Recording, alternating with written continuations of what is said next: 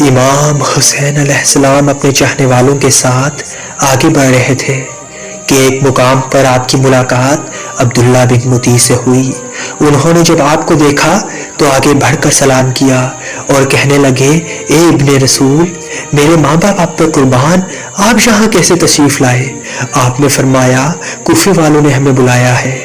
حق کے لیے، ظلم و ستم کو ختم کرنے کے لیے۔ عبداللہ نے کہا، میں آپ کو خدا کی قسم دیتا ہوں کہ آپ کی حرمت، اسلام کی حرمت، رسول خدا کی حرمت کی قسم دیتا ہوں، عرب کے واسطے آپ یہاں سے واپس لوٹ جائیں، آپ کربلا میں یقیناً شہید کر دیے جائیں گے۔ بس حضرت امام حسین علیہ السلام نے فرمایا، ہمیں وہی مصیبت پہنچ سکتی ہے جو اللہ پاک نے